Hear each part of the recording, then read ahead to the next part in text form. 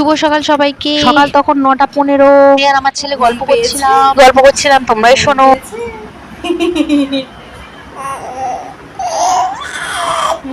বাবা, আমার ছেলে তখন খুব ছোট, তাই কি কথা বলছে কেউ বুঝতে পারবে না। ওইদিকে খেলনা ছড়িয়ে ছিটিয়ে রেখেছে। যাই হোক, খেলনার কথা সব বাদ দিয়ে এখন ছেলেকে বসে গেলাম খাওয়াতে।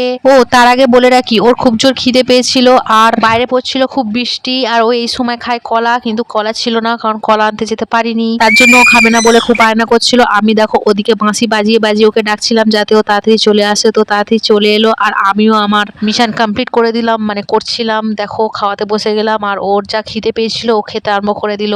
চলো তোমাদের সঙ্গে একটা কথা শেয়ার করি। জীবনটা শুরুতেই সহজ ছিল না, সবকিছু ছিল স্বাভাবিক, কিন্তু আমি নিজেই কিছু ভুল করেছি আর সেই ভুলগুলোই আমাকে এলোমেলো করে দিয়েছে। তবে আবেগের বশে নেওয়া কিছু সিদ্ধান্ত ছিল আমার জীবনের সবচেয়ে বড় ভুল।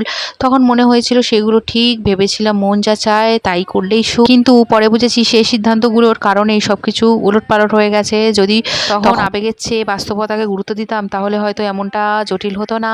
দেখো আমার ছেলের এখন 1 বছর হয়নি, তাও ছেলে বুঝে গেছে জন্মদিন মানে কি, ইত্যাদি ইত্যাদি। তাই ওকে আমি হ্যাপি বার্থডে টু ইউ বলছিলাম, তাই দেখো কত খুশি হচ্ছে। চলো তোমরাও শোনো। মার সামর্থ্য বলে করবো ঠিক, তুমি তোর চিন্তা করো না মা, তোমার চিন্তা করো না, সবার ভাগ্য এক হয় না, বুঝেছো? তোমার ভাগ্যে যদি লেখা থাকে ঠিক একদিন বড় করে হ্যাপি বার্থডে করবো, অনেক বাচ্চাদের ডাকবো। হ্যাঁ মা, ঠিক আছে, প্রমিস মা, প্রমিস মা, প্রমিস, ঠিক আছে। Happy birthday to you.